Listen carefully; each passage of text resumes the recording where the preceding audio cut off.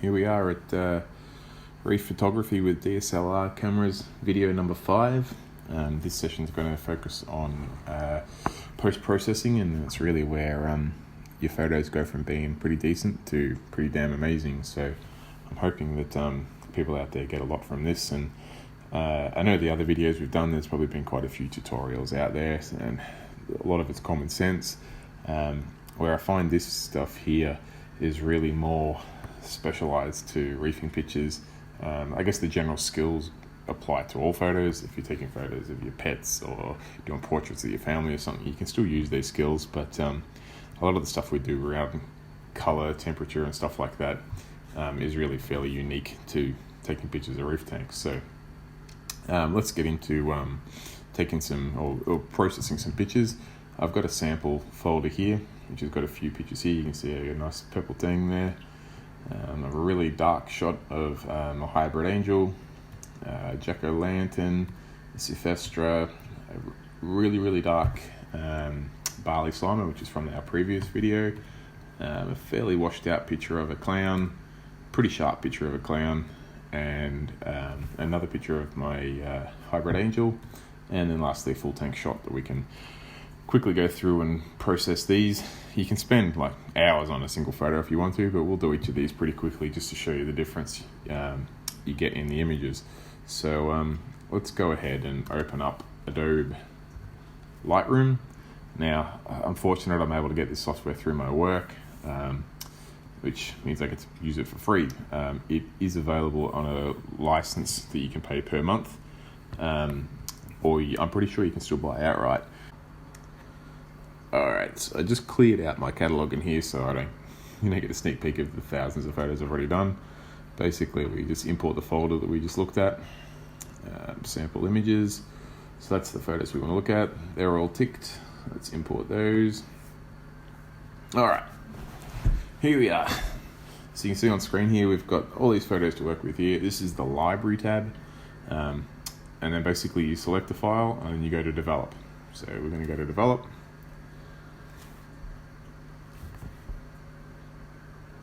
Alright, you can see this picture here, it's pretty blue. It's not really what the clown looks like in person, and this is not uncommon when you're taking pictures of tanks, particularly when the lights are getting a bit later in the day or a bit early in the morning and the colour just doesn't look right. It doesn't matter what setting you put the camera on, it's always going to look a bit funny. This is super easy to fix. Over here you can see the white balance. Now, when you're shooting in RAW files, a lot of the settings come through, so that it takes the picture of takes the picture, but it also adds an XML file which has all the metadata about all the settings that we use to take that file. It allows us to change those settings after taking the picture. So whilst my camera could only go to a maximum of 9,900 color temperature, we can bump that up. So you slide that across, and it probably comes to about 20,000, and that's starting to look a little bit more like the color that the clown actually looks like. You use orange, not blue. Actually, that's my female. Now, I can also slide the tint across. That goes back to what it looked like before, and that goes to a bright red one. The tint, most settings seem to have it at around +9. Have a look and see what yours comes up as. Next setting down is exposure. I think this picture is probably still a little bit dark, so I bump the exposure up. Get some real brightness going on there. That looks a bit more like it. It might be a touch too far, but that's alright, we'll go with that. You can start to see all the details of my clown. And now that we've got a little bit more whiteness in the picture, you can see up here there's a bit of something floating in the water. Down here there'll be scratches on the glass or something in the water. Adobe Photoshop makes it so easy to fix these up. We literally click on this tool here and then hover over the spot, click there. It needs to be made a little bit bigger. There we go. Click on this one. And there's another one over here somewhere, about there. Oh yeah, there's a couple there. Then simply go done. Bang, those spots are gone. It makes life so easy. It's incredible, this software. So yeah, if you're sitting on the fence, give it a shot. Alright, next one you can play with. You can play with contrast. The contrast in this picture looks pretty good, but I'll show you the effects anyway. So we can sort of dull the image out a bit, or we can make it super contrasty like some of those Coral online sellers pictures look like. You can adjust it to where you think suits. 0 is pretty good on this, but let's for dramatic effect, let's bump it up a touch. Go to +3. Alright, now, there's some other things you can play with here. You can play with highlights, which makes it look real grainy, or you could wash the white out, which make him look like a super clown. Sorry, her a super clown. I tend to leave these all alone. There's a lot of settings in this software that I'm sure you can get more out of. I wouldn't play with too much. Yeah, shadows we can change. That actually doesn't look too bad. Drop the shadows down a little bit, make the blacks a little bit blacker, but I won't go too far with it. Same with saturation. This is where those corals you've bought online that look like they're going to be $1 million corals, and they turn out, and yeah, there's something from the $5 bin. That's because people turn the saturation up here and make things absolutely glow. Depending on your picture, 0 is normally fine. You could turn it up a couple of points if you wanted to. Nothing drastic. You want the fish to look like what it looks like, or the coral, whatever the picture is. Okay, so there's a lot more settings here, to be honest. I don't really play with them. If you want to dial individual colours up and down, you can. So if we wanted to make the orange in this fish stand out more, let's stand out less, or stand out more. It's crazy. Most of those always come through. Same with saturation, you can do the same thing. The only things I do normally play with, as I come down here, one thing I always do is I always select this enable profile corrections. It knows the lens because of I shot in RAW. So I pass it through all the metadata. It knows the brand, it knows the lens, and it knows where it's technically not perfect, so it adjusts the picture. This picture was taken with my 100mm macro, and it is pretty close to perfect, so you won't actually see much difference. But when I take pictures with some of my other lenses, you click on that and you see it's almost like the edges were curled. It straightens them up, looks great. One thing I do like to do, particularly with pictures like this one, sorry, I'm pointing at the screen, obviously you can't see me pointing at the screen, but where we've got the subject in the foreground and that's it, everything else in the background and blurred, I like to add what they call a bit of vignetting. I'm not even sure if I pronounced that right. Basically, I slide this down a little bit. It just adds a little bit of darkness to the background. You don't want to go too far because you can just see over here it's starting to darken there. But for me, it just makes this fish stand out more. So you get the blurred and a bit of darkness in the background. And I think it looks absolutely killer. That's all I would do with that picture. So basically, come back to library. Let's pick another example. It's a bit dark. Alright, so let's have a look at this hybrid angel here. So right, you can see the picture there. Yeah, it's got some potential, but it's pretty dark. I mean, you can barely see him. We'll go over the same sort of steps. First thing I can see, there's a bit of something in the water there. It's probably about it. We might see some more when we lighten it up. So we'll get rid of that dot straight away. Let's warm the color up a little bit. So the tank's normally around 20,000, but it's starting to look a little bit too dark there. So I'll come back to around 16,000. All right, let's bump the exposure up so we can actually see what we're looking at. It looks pretty good. I wouldn't want to go too much further, maybe a touch. Yeah, that's nice.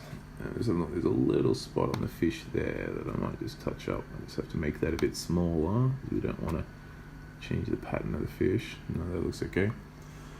So this picture's already looking significantly better. As said, the other things I always do is always put the enable profile corrections. Bugger all difference of this lens, but that's okay. Add a little bit of vignetting. And that's about all I do. To me, that's a great looking picture. All right, full tank shots. Things are done a little bit different here.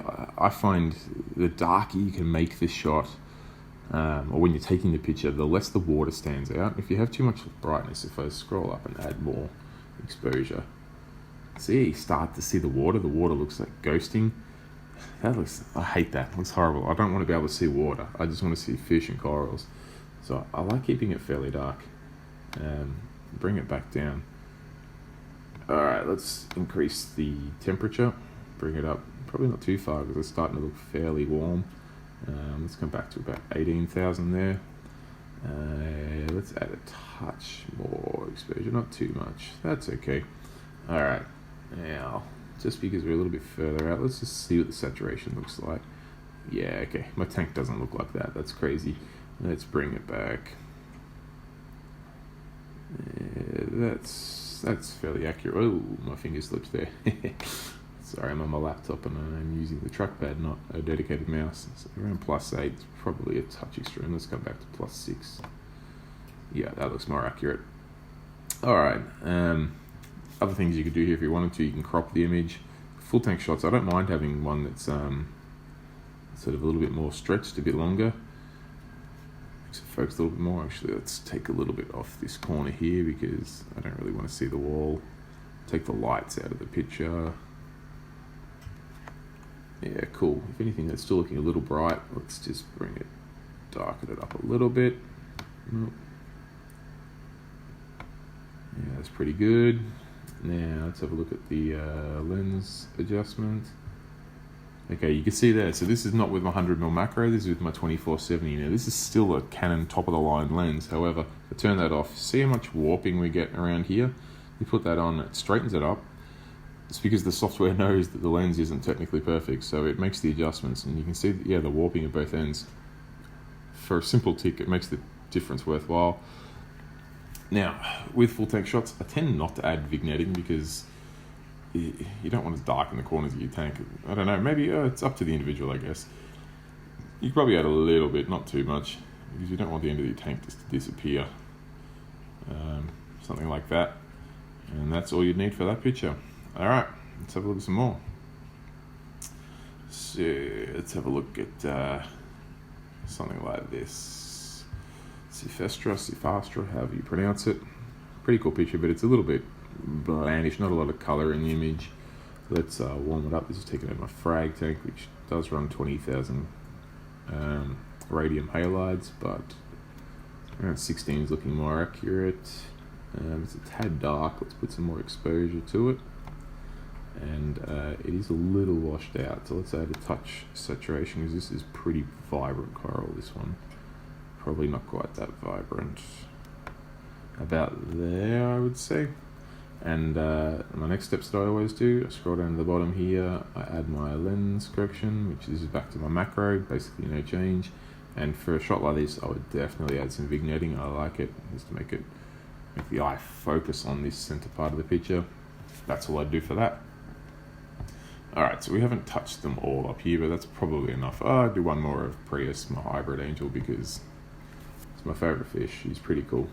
I'll do this one real quickly. Let's add some color temperature. You can see it's kind of wash, repeat, rinse, repeat each time with these pictures. This is a pretty nice picture actually. Add a little bit more brightness. We'll get him to pop out. And then we'll take a bit of that brightness away from around the edges.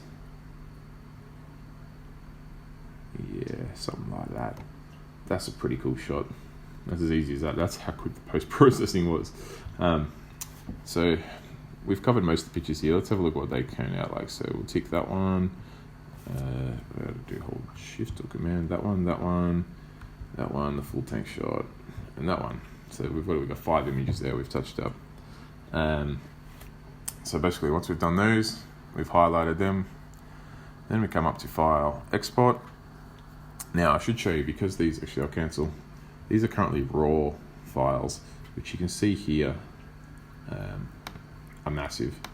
So they're a .cr2 file, and they're running around 20 megabytes each, which is huge. Facebook's going to have a heart attack when you try and upload an image like that. Plus, they don't, websites and things don't handle CR2 format. We're going to have to convert these to JPEGs, and we want to bring them down to about 2 or 3 megabytes each, also so you don't clog up your hard drive. So I've selected these images here. I'm going to come up to File, Export. Alright, you get given a list of options here. Let's choose the location to export these to. So I'll go to my desktop. Let's put them in sample images. Choose. Put in a subfolder. So that's going to put JPEG. Okay. It asks what to do if there's existing files. That's fine. We can rename the files, but I'm going to leave them the same as they were. There are no videos. Okay. File settings. This is where you can say what file you want to output them to. The others, not many people are going to use those. So JPEG. You can limit the quality of the file to a size if you want to. I've just discovered that when I adjust the quality slider to 80%, that means I get a 2 to 3 megabyte file. That's what I like. If you wanted to adjust the size of the file instead, you could. I wouldn't be adjusting output sharpening or anything from here. Alright, watermark. This is something that is pretty cool, and I will show you. Let me cancel this for a second. So, I've made this little file here.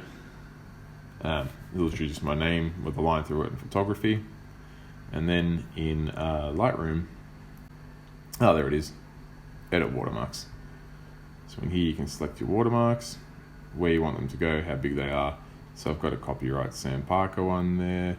Let's have a look what else we got. I normally use bottom right, which is the image we just saw before. You pick the image, you say how transparent you want it to be, you say what size you want it, you say where you want it located.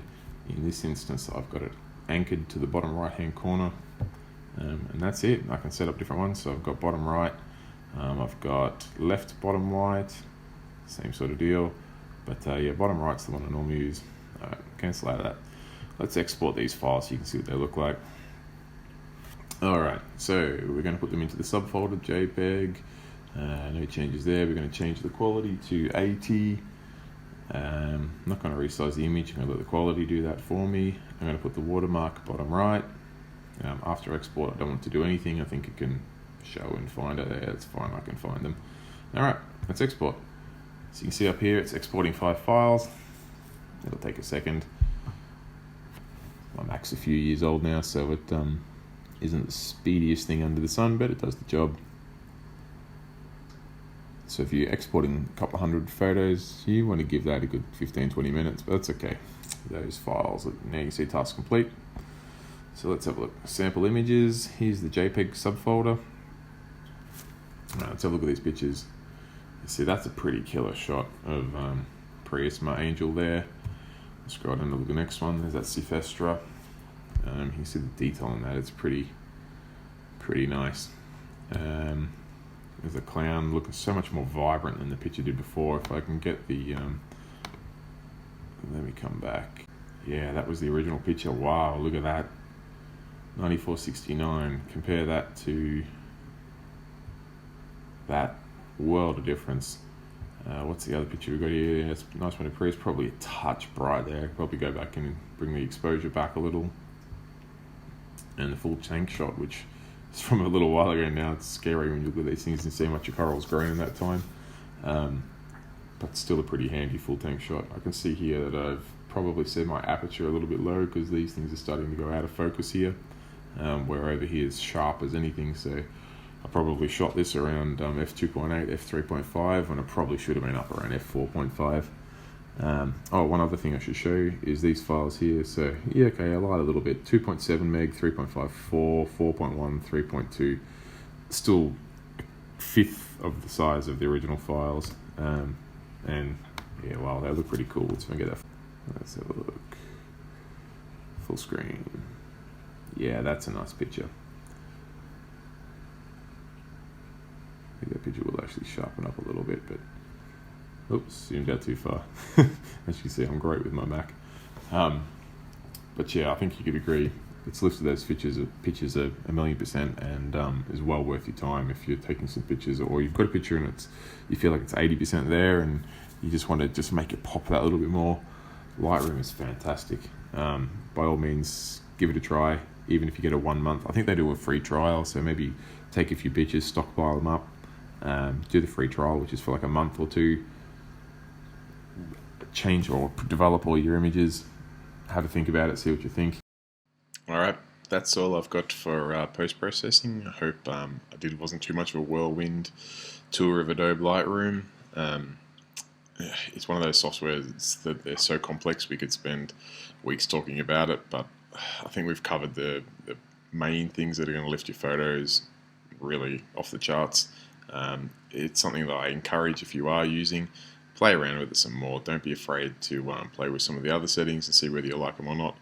But those basics will really make your images something really nice, something you'd be proud of and you'd want to print out or put on a calendar, or I don't know, do what you like with them, or just share on Facebook. That's up to you. But by all means, if you have any questions at all, I didn't want to dwell on it for too long, but if you feel like I've missed any parts of Lightroom and you want to cover some more things, feel free to let me know. I'm more than happy to make as many videos as you guys need. As long as someone's watching them out there, then they're worthwhile. So yeah, thanks for watching, and till next time. Thanks. Bye.